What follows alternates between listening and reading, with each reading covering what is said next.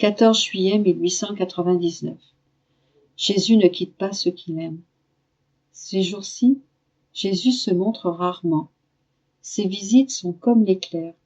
Alors que j'espère pouvoir le contempler longuement, il disparaît rapidement. Si parfois il reste un moment, c'est presque toujours en silence. Et s'il parle un peu, dès qu'il est parti, il semble reprendre sa parole et sa lumière, de sorte que je ne me souviens plus de ce qu'il a dit, et que mon esprit reste aussi confus qu'auparavant. Quelle misère! Mon doux Jésus, aie pitié de ma misère, et sois miséricordieux. Sans vouloir m'étendre sur mes activités quotidiennes, je vais maintenant rapporter quelques paroles qu'il m'a adressées au cours des derniers jours.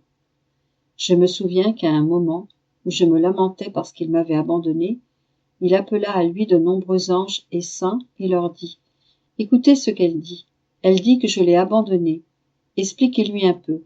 Est-il possible que j'abandonne ceux et celles qui m'aiment? Elle m'a aimé.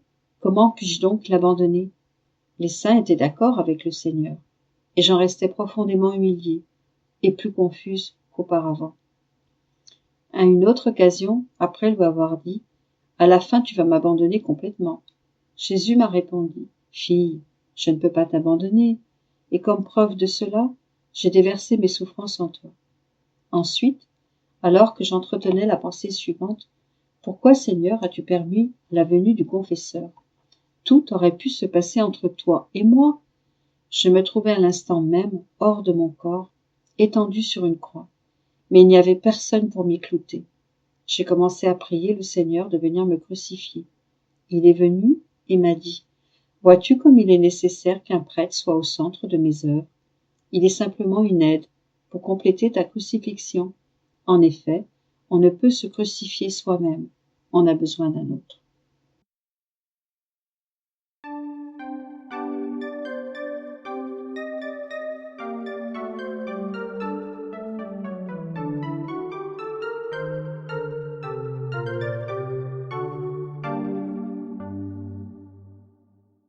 « 14 juillet 1900. Il me semble que j'ai passé plusieurs jours en compagnie de Jésus béni, sans que mon être soit absorbé par la léthargie du sommeil, alors que nous nous donnions réciproquement du réconfort. Cependant, j'avais peur qu'il me replonge dans ce sommeil. Ce matin, après qu'il m'eut rafraîchi avec du lait qui descendait de sa bouche et qu'il déversait en moi, je le réconfortai en lui enlevant sa couronne d'épines pour la fixer sur ma tête. Très affligé, il me dit « Ma fille, le décret des punitions est signé. La seule chose qu'il reste à faire est de fixer le temps de l'exécution. »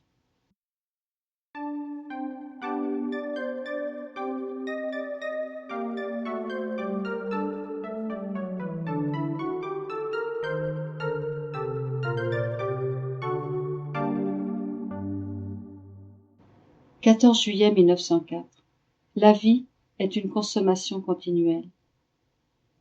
Mes journées sont de plus en plus douloureuses à cause de la privation presque continuelle de mon adorable Jésus.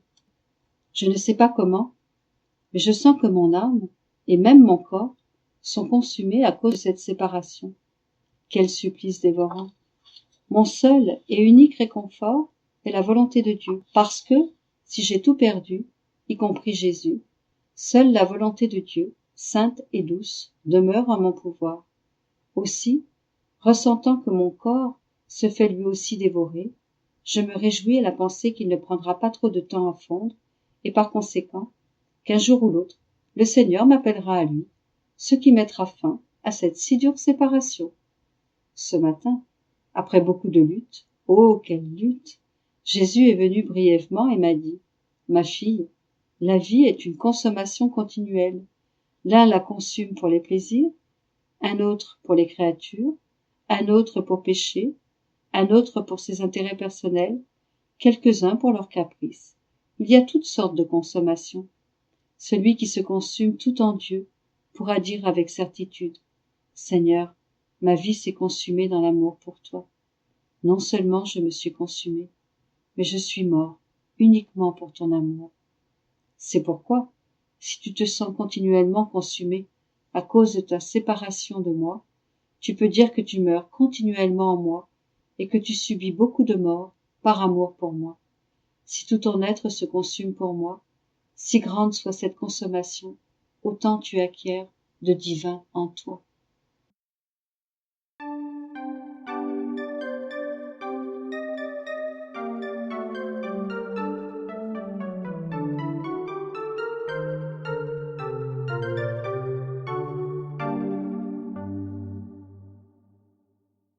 « 14 juillet 1907.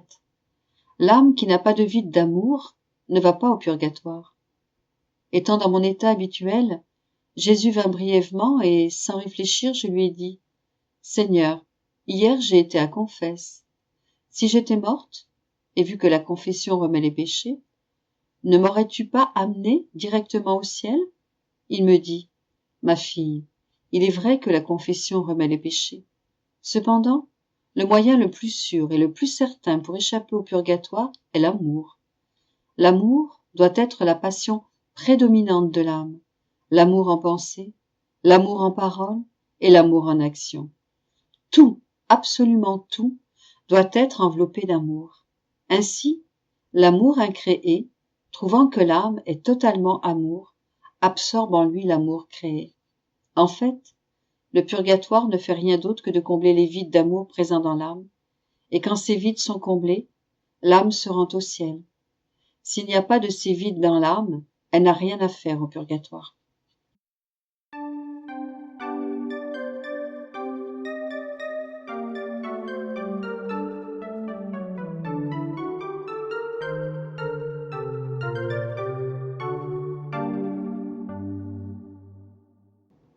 « 14 juillet 1909.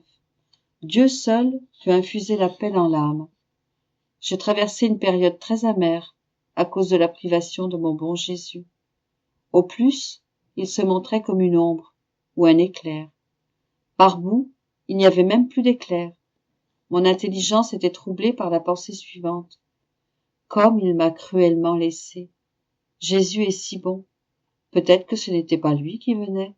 Sa bonté ne m'aurait pas fait cela. Qui sait, c'était peut-être le diable, ou mon imagination, ou des rêves. Mais au plus profond de moi, mon âme ne voulait pas prêter attention à ces pensées contrariantes, et voulait rester dans la paix. Elle s'enfonçait de plus en plus dans la volonté de Dieu, se cachait en elle, en y tombant dans un profond sommeil, et il n'était pas question qu'elle sorte de ce sommeil.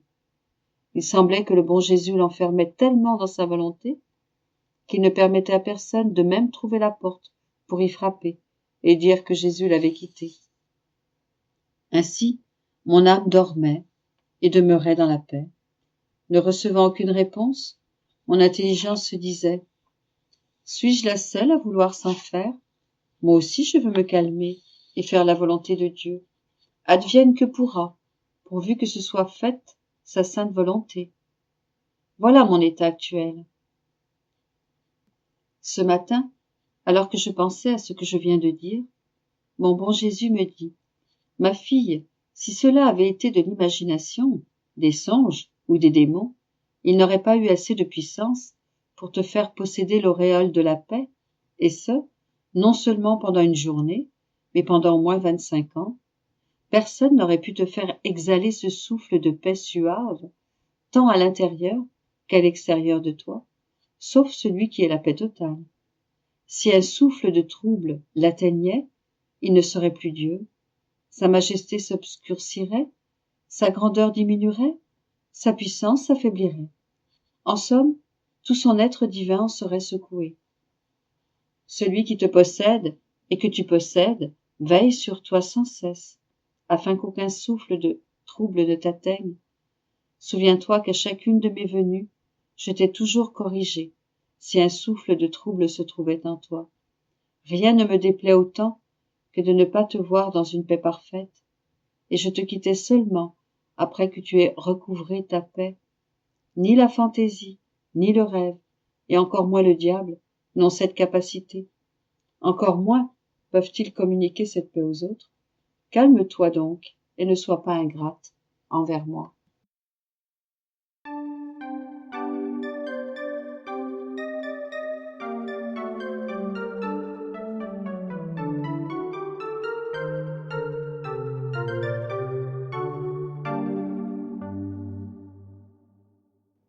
14 juillet 1921.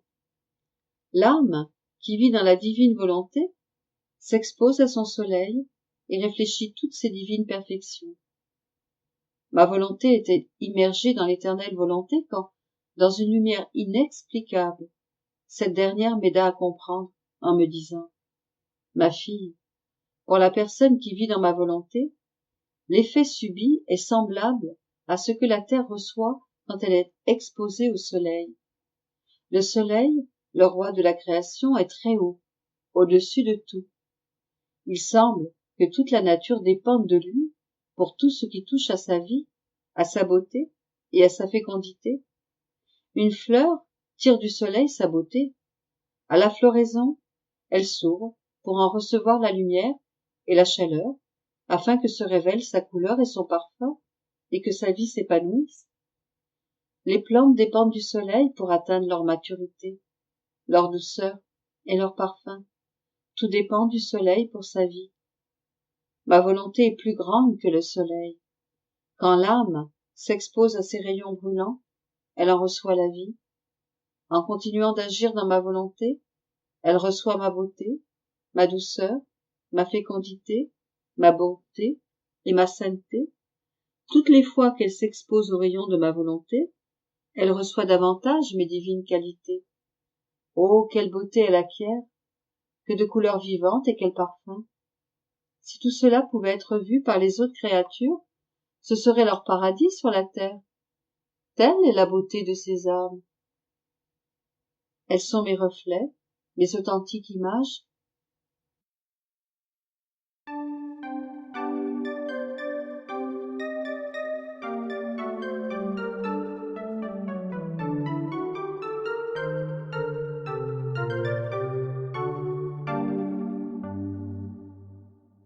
« 14 juillet 1922. Louisa engendre le règne de la divine volonté dans les autres. Me trouvant dans mon état habituel, Jésus me transporta hors de moi-même jusqu'au sein de l'Éternel. Faute de mots pour m'exprimer, je suis incapable de dire ce que j'ai ressenti et compris en nageant à ce niveau. Mon toujours aimable Jésus me dit: fille bien-aimée de notre volonté, je t'ai amenée au sein de notre divinité, afin que ta volonté puisse être développée davantage au sein de la nôtre et qu'ainsi elle participe à notre façon d'agir. Notre divinité tend naturellement vers la création. Elle crée continuellement. Tout ce que nous créons possède aussi la vertu de créer. Le soleil génère de la lumière pour les yeux humains. Continuellement, il semble se multiplier pour tous, pour les plantes et sur tous les points sur la terre. S'il n'avait pas cette vertu, cette complicité avec la puissance génératrice de son Créateur, le soleil ne pourrait jamais donner la lumière à tous, ni être à la disposition de tous. Une fleur génère d'autres fleurs semblables à elle. Une graine engendre d'autres graines. Les humains engendrent d'autres humains. Toutes les choses portent en elles la vertu génératrice de leur Créateur. Nous, pareillement, les personnes divines, tendons très naturellement à générer et à reproduire des êtres semblables à nous-mêmes. C'est pourquoi je t'ai amené dans notre sein, pour qu'en vivant avec nous, ta volonté se fonde dans la nôtre et y croisse, pour qu'elle soit capable de générer avec nous la sainteté, la lumière et l'amour, de telle sorte que, se multipliant avec nous dans toutes les créatures, elle soit apte à générer dans les autres ce qu'elle a reçu de nous. La seule chose qu'il nous reste à accomplir dans la création est reliée à notre volonté. Nous voulons que notre volonté agisse dans les créatures comme elle agit en nous. Notre amour veut projeter notre volonté de notre sein vers les créatures. Il est à la recherche d'une créature qui soit disposée à la recevoir, qui va la reconnaître et la chérir. Tu es cette personne. C'est pourquoi tu as reçu tant de grâces, tant de manifestations concernant notre volonté. À cause de sa sainteté, notre volonté requiert que, avant d'être placée dans une âme, celle-ci apprenne à la connaître, à l'aimer et à la vénérer. Par la suite, notre volonté sera en mesure de développer dans cette âme toute sa puissance. L'âme sera courtisée par nos grâces. Tout ce que nous faisons avec toi, c'est de préparer et d'embellir en toi la demeure de notre volonté. Sois donc attentive, ici, dans notre sein. Tu apprendras mieux nos voies et tu recevras toutes les prérogatives nécessaires au dessein que nous avons sur toi.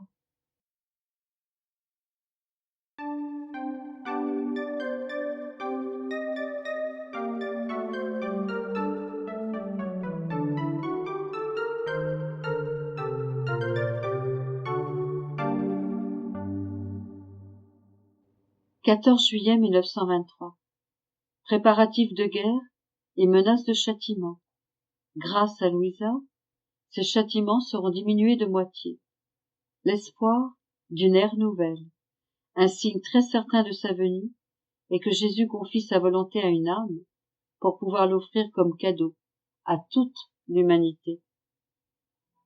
Me trouvant dans mon état habituel, mon bon Jésus vint avec un air affligé et semblait incapable de me laisser. Toute bonté, il me dit, « Ma fille, je suis venu te faire souffrir. Te souviens-tu que, lorsque j'ai voulu punir les hommes, tu as fait objection, disant que tu voulais souffrir à leur place. Pour te satisfaire, et par amour pour toi, j'ai consenti à ne donner que 5 punitions, au lieu de 10. Actuellement, les nations veulent se battre, et celles qui se croient les plus fortes s'arment jusqu'aux dents pour détruire les plus faibles. Ainsi, je suis venu te faire souffrir, pour t'accorder, tel que promis, la diminution à 5 du nombre des punitions. Avec du feu et de l'eau, ma justice déploiera le pouvoir de ces éléments afin d'exterminer des cités et des peuples entiers. Les souffrances de ta part sont nécessaires pour que soient réduits ces châtiments. » Pendant qu'il disait cela, il se retira en mon intérieur. Il semblait tenir plusieurs instruments, et quand il les remuait, j'éprouvais de telles souffrances que je ne sais pas comment j'ai pu survivre. Quand il vit que je gémissais et tremblais à cause de ces souffrances, et avec l'air de celui qui a triomphé sur tout, il me dit, « Tu es ma vie, et je peux disposer de ma vie comme je l'entends. » Et il continua de me faire souffrir. Que tout soit pour la gloire de Dieu, le bien de mon âme et le salut de tous.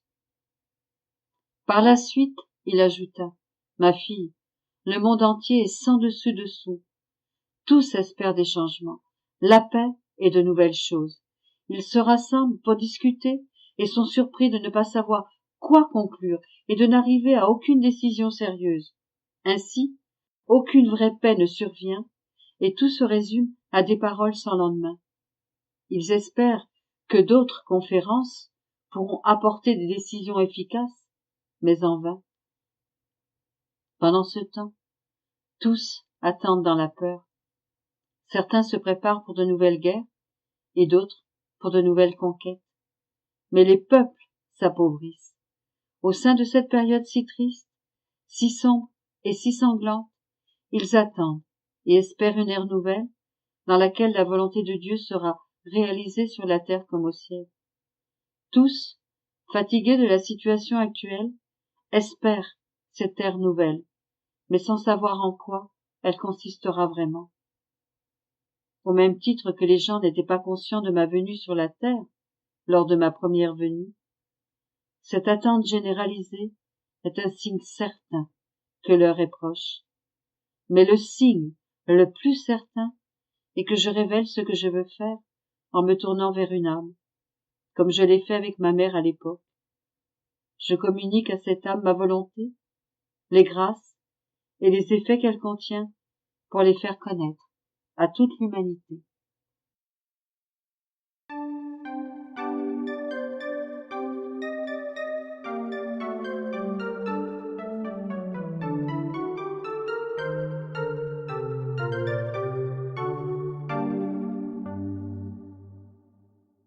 « 14 juillet 1926. Comment Jésus à conserver le royaume de sa volonté, préparé dans son humanité pour le rendre aux créatures. Tous les intérêts humains et divins sont en danger si on ne vit pas dans la divine volonté. Je continue mes fusions habituelles dans la sainte volonté. Mon doux Jésus m'accompagne souvent dans la répétition de ses actes. D'autres fois, il reste pour voir si rien ne m'a échappé de ce qu'il a fait dans la création ou la rédemption. Et, toute bonté, il me le rappelle pour que je puisse placer même un tout petit « je vous aime », un « merci », une adoration, en me disant qu'il est nécessaire de reconnaître à quel point sa volonté a étendu les limites du royaume de son vouloir, par amour de la créature, afin qu'elle puisse parcourir ce royaume, l'aimer et le rendre plus stable par son amour et sa possession. Et qu'en la voyant toujours dans ce royaume, chacun, au ciel et sur la terre, puisse reconnaître que le royaume de sa volonté a maintenant désigné son héritière, qu'il aime et est heureuse de le posséder. J'étais plongée dans cet éternel vouloir lorsque mon toujours aimable Jésus se fit voir le cœur à découvert, et à chaque battement de ce cœur sortait un rayon de lumière, au bout duquel le mot fiat était imprimé. Et comme le battement de son cœur était continu, les rayons qui en sortaient se succédaient, sans jamais s'arrêter.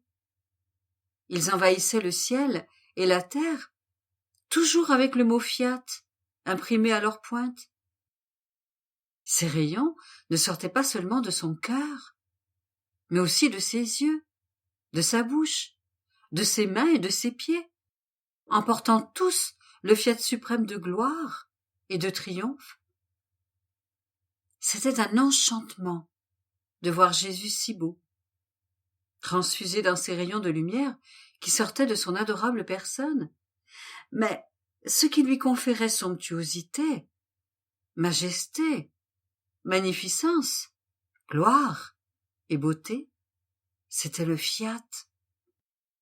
J'étais éclipsée dans sa lumière et je serais restée des siècles devant Jésus, sans rien lui dire, s'il n'avait pas lui-même brisé le silence en disant « Ma fille, la gloire parfaite et l'honneur complet ont été rendus à ma volonté par mon humanité. C'est précisément mon intérieur, au centre de ce cœur, que j'ai formé le royaume de la suprême volonté. Et comme l'homme l'avait perdu sans aucun espoir de pouvoir l'acquérir à nouveau, mon humanité l'a fait au prix de souffrances intimes et inouïes, donnant à ce royaume tous les honneurs qui lui sont dus et la gloire que la créature lui avait enlevée, afin de rendre ce royaume à la créature. Ainsi, le royaume de ma volonté fut formé dans mon humanité, et tout ce qui avait été formé dans mon humanité portait la marque du fiat. Mes pensées, regards, respiration, battements de cœur, chaque goutte de mon sang, toute chose portait le sceau du fiat de mon royaume suprême. Cela me donnait tant de gloire, il m'embellissait tellement que le ciel et la terre sont demeurés en bas, comme obscurcis devant moi, parce que ma divine volonté est supérieure à tout et place toute chose en dessous d'elle, comme un escabeau. Dans la ronde des siècles, j'ai cherché partout à qui je pouvais confier ce royaume. Et j'étais comme une mère qui souffre terriblement, parce qu'elle veut donner le jour à son enfant et ne le peut pas. Pauvre mère, combien elle souffre de ne pas pouvoir jouir du fruit de son sein. D'autant plus que l'existence de cette naissance qui est prête et ne peut pas sortir est toujours en danger. J'ai souffert durant des siècles, plus qu'une mère, sur le point d'enfanter. Quelle souffrance de voir les intérêts de ma gloire en danger dans la création et la rédemption, d'autant que je gardais ce royaume comme en secret et caché dans mon cœur, sans même pouvoir le manifester. Et cela me tourmentait encore plus de ne pas voir dans les créatures les vraies dispositions qui me permettraient de me donner naissance à moi-même.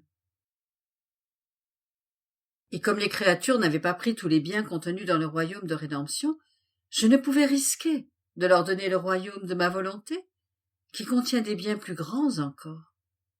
De plus, les biens de la rédemption doivent servir d'antidote, afin qu'en entrant dans le royaume de ma volonté, les créatures ne répètent pas une seconde chute, comme celle d'Adam. Alors, si tous ces biens n'avaient pas été pris, et qu'au contraire, ils avaient été piétinés, comment la naissance de mon royaume pouvait-elle sortir de mon humanité? C'est pourquoi, plus qu'une mère, j'attendais dans une douleur extrême pour que cette naissance de moi-même, de mon royaume, ne soit exposée à aucun danger, car je voulais en faire don à la créature et mettre en sûreté les intérêts de la création et de la rédemption, qui étaient tous en danger. De fait, tant que l'homme ne sera pas revenu dans le royaume de la suprême volonté, nos intérêts et sa volonté seront toujours menacés.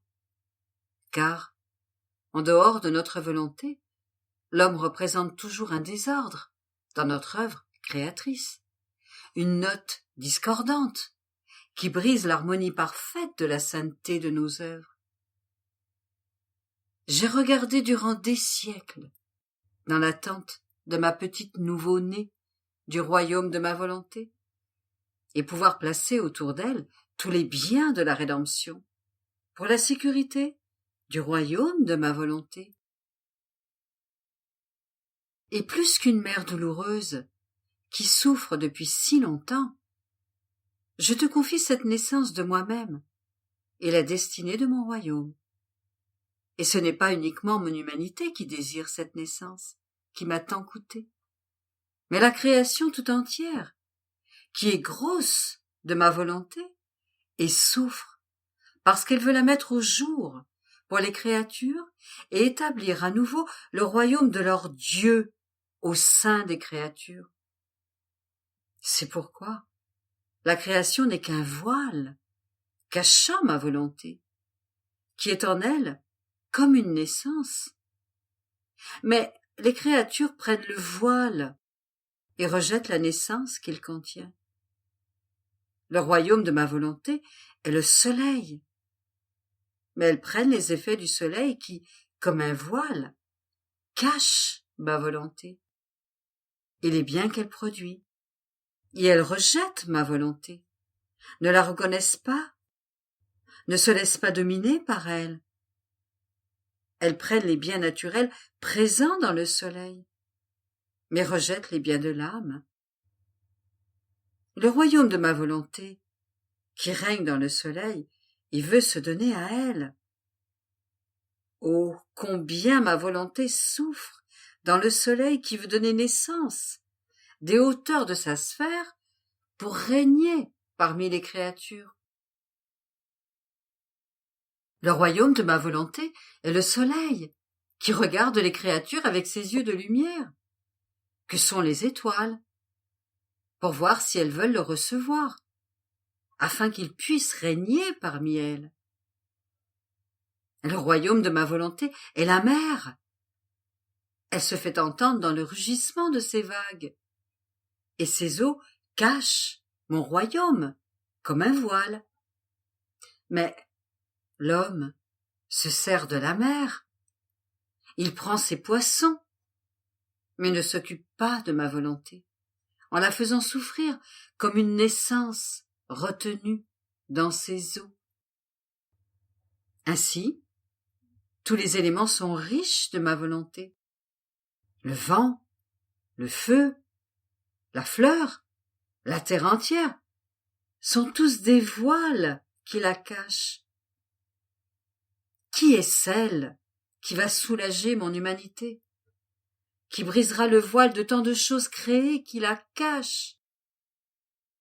Celle qui va reconnaître en toute chose des porteuses de ma volonté, et lui rendant les honneurs qui lui sont dus, la laissera régner dans son âme, lui accordant son empire et sa sujétion.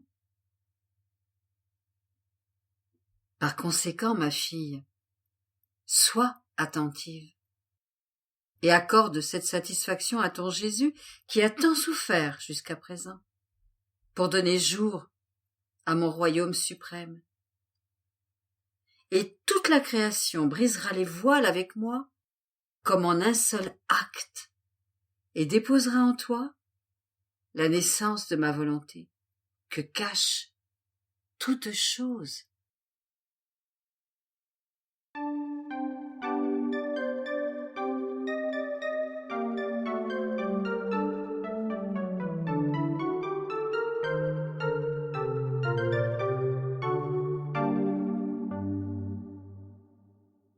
« 14 juillet 1928.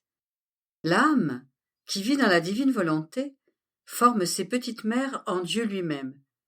Comment la divine volonté est lumière et recherche la lumière. Comment tous les mots se perdent dans sa lumière. Prodige du fiat. J'étais totalement immergée dans le divin fiat, et mon adorable Jésus plaça devant mon esprit une interminable mer de lumière. Et dans cette mer de lumière, on pouvait voir beaucoup d'autres mers, et de rivières formées dans cette mer elle-même. C'était merveilleux, délicieux et ravissant de voir ces petites mers se former très souvent dans la mer divine, certaines petites, d'autres un peu plus grandes. Il me semblait que c'était comme lorsqu'on est dans la mer. En plongeant dans la mer, l'eau se sépare et forme un cercle autour de nous, en nous laissant de la place pour être capable de rester dans la mer, de sorte que l'on peut voir beaucoup de personnes dans la mer. Mais ces gens ne sont pas des mers, parce que la mer n'a pas la vertu de nous convertir en eau, tandis que notre Dieu a la vertu de nous convertir en sa lumière. Et cependant, on peut voir qu'une volonté humaine est allée plonger dans la mer divine pour y prendre sa place. Et selon qu'elle agit peu ou beaucoup, elle forme une petite ou une plus grande mer dans la mer de ma divine volonté. J'étais en train d'admirer un si beau et si ravissant spectacle lorsque mon doux Jésus me dit « Ma fille, ces petites mers et ces petites rivières que tu vois dans la mer éternelle de la divine majesté sont celles des âmes qui agissent dans la divine volonté.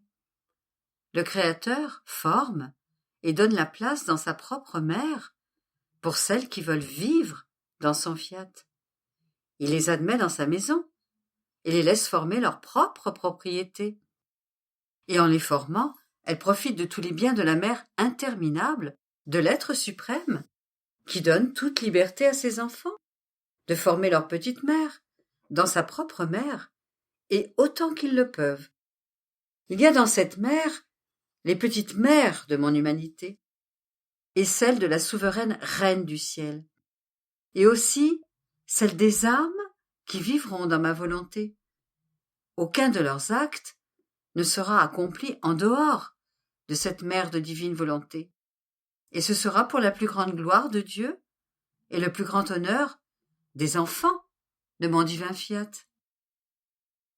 Après quoi, plus que jamais immergée dans la divine volonté, j'offrais en elle mon être tout entier et tous mes actes. Oh, combien je souhaitais que pas une seule pensée, pas un seul mot, pas un seul battement de cœur ne sortirait de la lumière de ce fiat. Plus encore, je désirais entourer tous les actes des créatures comme une couronne et revêtir chaque chose et chaque acte humain de sa lumière, afin que puisse être une la parole, un le battement de cœur, divine volonté. Mais Alors que mon esprit vagabondait dans son fiat, mon doux Jésus, se faisant voir, me serra très fort dans ses bras. Puis il mit sa très sainte face contre mon cœur et souffla avec force. Je suis incapable de dire ce que j'ai ressenti.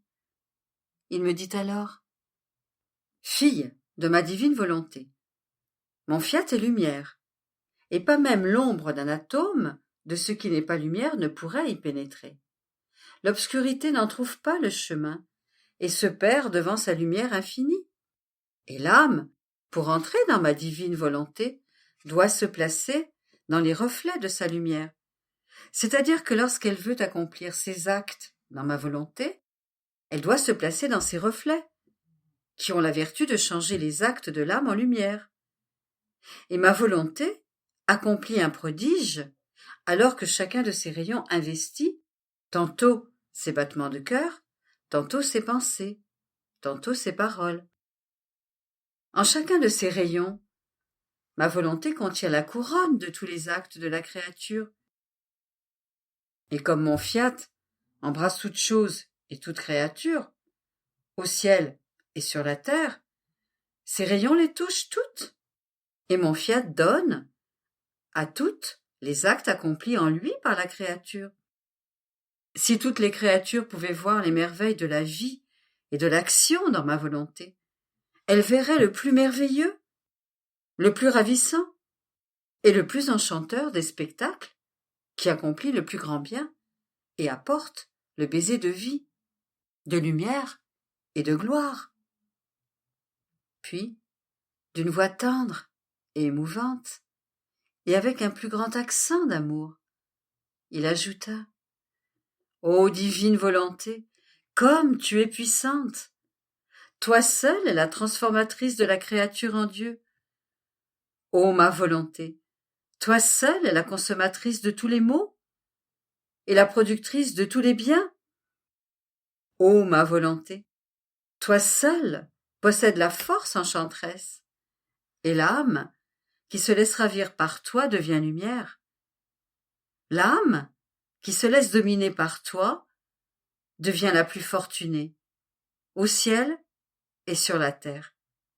Elle est la plus aimée de Dieu. Elle est celle qui reçoit tout et qui donne tout.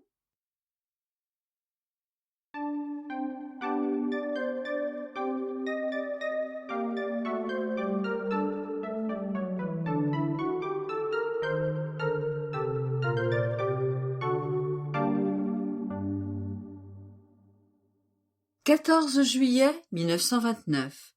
Comment la divine volonté veut une absolue liberté pour former sa vie. Différentes manières d'agir de notre Seigneur. Mon abandon habituel dans le fiat suprême continue. Je sens qu'il ne me laisse pas une minute de liberté. Il veut tout pour lui, d'une manière qui est dominante, mais en même temps douce et forte.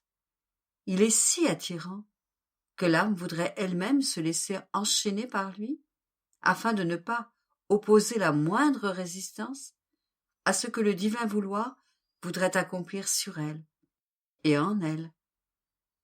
Je pensais à cela lorsque mon aimable Jésus, se manifestant en moi, me dit: « Ma fille, ne sois pas étonnée que ma divine volonté ne te laisse aucune liberté, car elle ne veut pas former simplement des actes et des œuvres, mais la vie, et celui qui doit former une vie a besoin d'actes continus. Et si les actes continus cessent, la vie ne peut ni grandir, ni être formée, ni avoir son existence véritable. Et c'est pourquoi ma divine volonté, voulant former sa vie divine en toi, veut être libre, veut avoir une liberté absolue. Et avec son acte incessant qu'elle possède par nature, elle se répand sur la créature. Et, en écartant ses ailes de lumière, plus que maternelle, elle investit chaque fibre du cœur, chaque battement, respiration, pensée, parole, œuvre et pas. Elle les réchauffe, et avec son baiser de lumière, elle imprime sa vie sur chacun des actes de la créature. Et en détruisant la vie humaine, elle se constitue elle-même comme vie divine en elle. Et comme il ne peut sortir que des actes de ténèbres de la volonté humaine, ma volonté ne veut pas se mêler à elle, et veille continuellement à former sa vie, toute de lumière, dans la créature qui, librement, lui a permis de régner. Par conséquent, son attitude est admirable. Elle est tous yeux, afin que rien ne lui échappe, et avec un amour indicible, afin de voir sa vie de lumière formée dans la créature. Elle se fait battement pour battement, respiration pour respiration, œuvre pour œuvre, pas pour pas.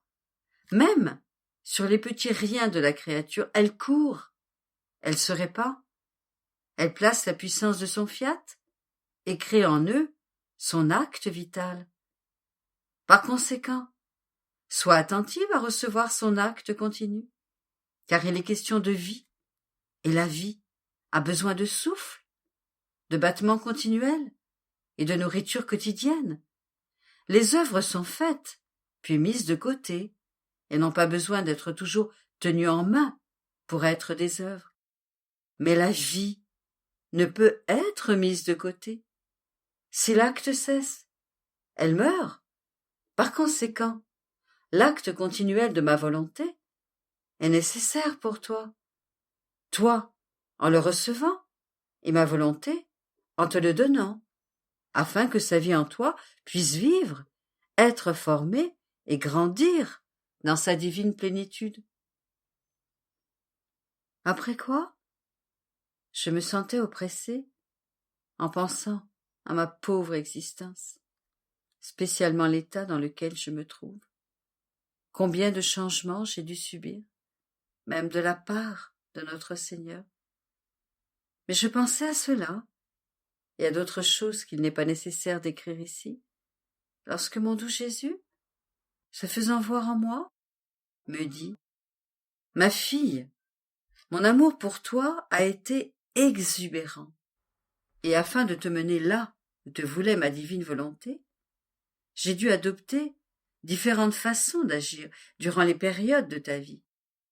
Dans la première, mon amour et mon agissement envers toi étaient si tendres, si doux, si gentils et si jaloux, que je voulais tout faire moi-même dans ton âme, et je voulais que personne ne puisse savoir ce que je faisais en toi, ou ce que je te disais. Ma jalousie était si grande que j'ai mise dans l'impossibilité de t'ouvrir à qui que ce soit, pas même à ton confesseur. Je voulais être seule, libre dans mon travail, et je ne voulais pas que quiconque s'en mêle ou soit capable d'examiner ce que je faisais. J'ai fait tellement attention à cette première période de ta vie, à ce que nous soyons uniquement toi et moi, que je peux dire que mon amour a utilisé toutes les armes divines. Et en te faisant la guerre, je t'ai assailli de toutes parts, afin que tu sois incapable de résister. Tout cela était nécessaire à mon amour, car sachant ce qu'il voulait faire avec toi, rien moins que restaurer la création, donner à ma divine volonté le droit de régner, faire se lever la nouvelle ère dans la famille humaine. Il a utilisé tous les arts et tous les stratagèmes pour arriver à ses fins. Lorsque j'ai été sûre de toi et que mon œuvre était en sécurité, mon attitude a changé, je t'ai fait briser le silence, et l'ardeur de mes instructions et de mon discours était telle et si grande que je peux t'appeler la cathèdre de ma divine volonté, la secrétaire de ses secrets les plus intimes, si bien que, incapable de les contenir en toi, je t'ai commandé de les manifester à mon ministre, et cette façon d'agir de ma part était nécessaire. Sinon, comment ma divine volonté aurait-elle pu être connue? Et maintenant, ma fille, dans cette dernière période de ta vie, tu me vois agir d'une manière différente. Ne t'inquiète pas, laisse-moi faire, et je saurai comment donner à mon œuvre la dernière touche. Courage donc, tu as la divine volonté en ton pouvoir. Qu'as-tu à craindre? Par conséquent, va toujours de l'avant dans ma volonté.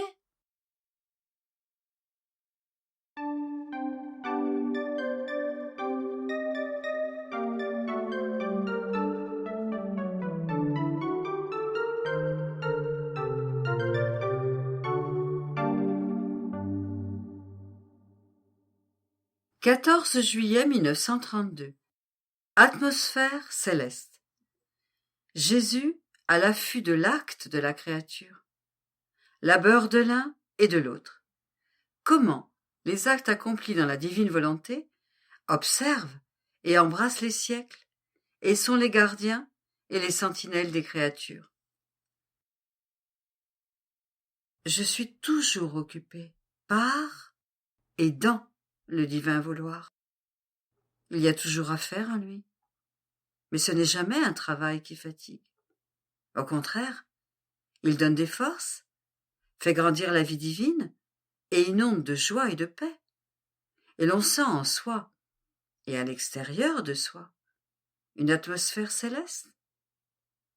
Je baignais dans les vagues éternelles du divin vouloir, lorsque mon très grand bien, Jésus, visita ma petite âme et me dit : « Bienheureuse fille, c'est moi qui forme l'atmosphère céleste à l'intérieur et à l'extérieur de la créature, parce que dès qu'elle entre dans mon divin vouloir, j'observe ses actes avec lesquels elle forme le terrain, et moi, je forme la semence divine pour la jeter dans l'acte de la créature.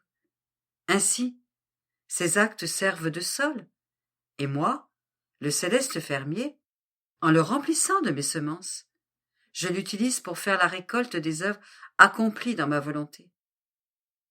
Vois-tu à quoi sert la continuation des actes accomplis dans la divine volonté ? Elle sert à me donner la tâche et les occasions de ne jamais quitter la créature, parce qu'elle me donne toujours quelque chose à faire, et je ne veux ni ne peux laisser vide un sol si précieux, formé dans ma volonté et exposé aux rayons vivifiants du divin soleil. C'est pourquoi mon fiat t'appelle à travailler dans mon vouloir, et toi aussi tu m'appelles. Et, oh comme il est doux de travailler ensemble dans mon fiat.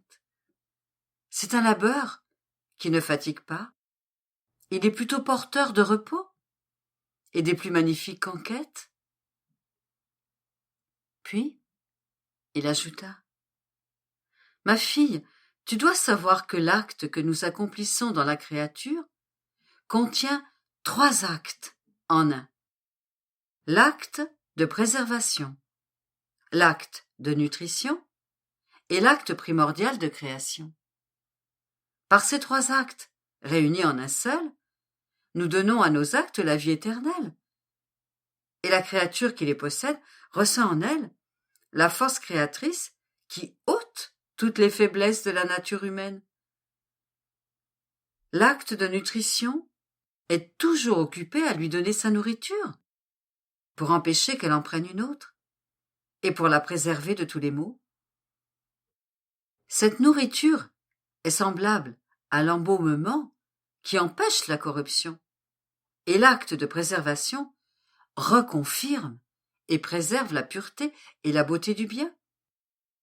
Nos 3 actes, réunis en un seul, sont des forteresses inexpugnables que nous donnons à la créature, qui laisse régner en elle notre volonté, qui la rend si forte que personne ne peut lui faire de mal. Après quoi, mon petit esprit continua ma ronde dans la divine volonté, à la recherche de ses actes, pour enfermer mes actes dans les siens et faire qu'ils soient un. C'est tout cela, la satisfaction de mon long exil, pouvoir travailler avec le vouloir suprême, faire disparaître mes actes dans les siens et j'ai le sentiment de prendre le ciel dans ma main. Et je sens couler dans mes actes les éternelles béatitudes, de sorte que je ne me sens ni distincte, ni séparée de ma chère et céleste patrie. Mon esprit était rempli de pensées sur la divine volonté, lorsque Jésus, mon très grand bien, me dit en refaisant sa petite visite: « Ma petite fille de ma volonté, je veux que tu saches que chacun de tes actes dans ma volonté te régénère chaque fois, et tu grandis d'une manière toute nouvelle dans notre fiat, de sorte que tu ressens le ciel, et l'être suprême a la grande joie de se régénérer dans l'acte de la créature. Former notre vie dans son acte est notre fête, notre désir. Nous unissons tous nos stratagèmes d'amour, et nous recevons la gloire complète que la créature nous donne. Or, tu dois savoir que le sacrifice appelle Dieu de ses voix puissantes, et faire notre volonté le fait descendre dans l'âme, afin de le mettre à l'œuvre, comme ce Dieu qu'il est. Et moi, mon amour, bien que je cherche à toujours travailler dans ton vouloir, et que je prie, et prie encore pour que son royaume vienne sur la terre, on ne voit rien venir. Et Jésus: Ma bonne fille, cela ne veut rien dire, car tu dois savoir que les prières, les actes accomplis dans notre vouloir, lorsqu'ils entrent dans notre acte divin, ont un pouvoir tel qu'ils doivent apporter aux créatures le bien qu'ils contiennent. Ils se mettent à l'affût pour observer les siècles et les surveillent avec amour et avec une patience inépuisable. Ils attendent et attendent encore, et avec la lumière qu'ils possèdent, ils frappent à la porte des cœurs. Ils se font lumière dans les esprits, et cela sans se lasser jamais, car ils ne sont pas sujets à se fatiguer, ni à perdre de la puissance. Ils agissent comme gardiens et fidèles sentinelles, et ne partent pas avant d'avoir donné le bien qu'ils possèdent. Ces actes sont possesseurs de mon vouloir, et ils veulent, de façon absolue, le donner aux créatures. Et si une leur échappe, ils en visent une autre. Si un siècle ne les reçoit pas, ils ne s'arrêtent, ni ne partent, parce que nous avons mis les siècles en leur pouvoir. Et ils forment, et formeront, notre armée divine parmi les générations humaines, afin de former le royaume de notre volonté. Il y a dans ces actes l'homme couronné par le pouvoir divin, et il donne aux créatures le droit de posséder un tel royaume. Notre volonté est à l'œuvre dans ces actes, et elle donne à Dieu le droit de régner et de dominer la créature, avec notre fiat omnipotent.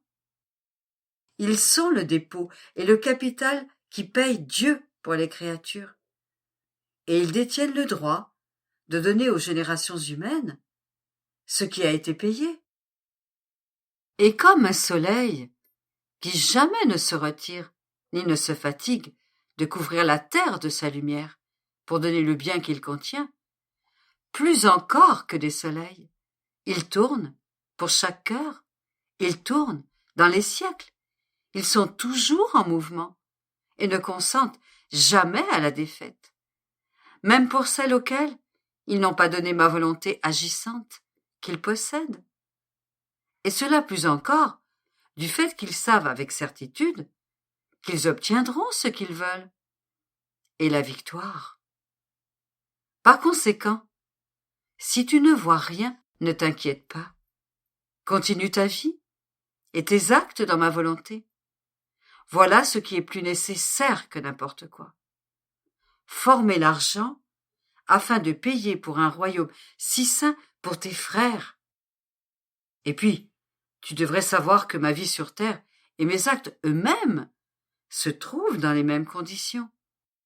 j'ai payé pour tous, et ma vie et ce que j'ai fait restent à la disposition de tous, et veut se donner à tous pour offrir le bien qu'il possède. Et bien que je sois parti pour le ciel, je suis parti et je suis resté, afin de tourner dans les cœurs et dans les siècles, pour donner à chacun le bien de ma rédemption.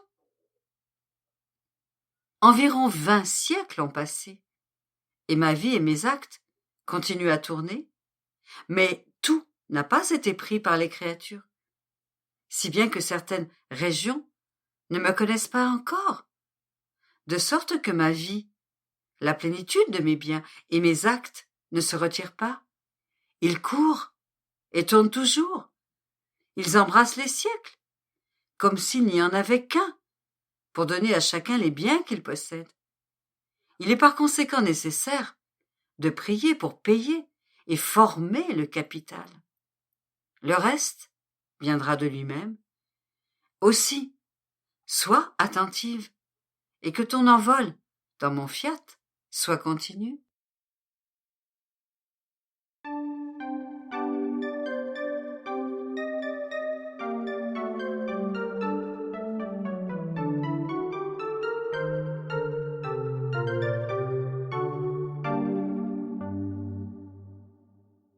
« 14 juillet 1935. Certitude du royaume de la divine volonté sur la terre. Vent impétueux qui purifiera les générations. La reine du ciel placée à la tête de ce royaume. Mon esprit retourne toujours dans la mer interminable du divin vouloir, qui murmure en souriant, avec amour, à la créature, et veut ses sourires d'amour. Il ne veut pas que la créature reste en arrière, sans s'associer avec lui, non pas pour faire ce que fait la divine volonté, lorsque l'on vit en elle, ce qui est presque impossible, mais qui peut dire ce que ressent la créature dans cette mer divine? La pureté de ses baisers, sa chaste étreinte, qui infuse une paix céleste, une vie divine, une force d'âme, propre à conquérir Dieu lui-même. Oh, comme je voudrais que tous puissent en faire expérience et venir vivre dans cette mer. Assurément, ils n'en sortiraient jamais. Mais, en pensant à cela, je me disais, comment savoir qui le verra lorsque le royaume du divin fiat viendra?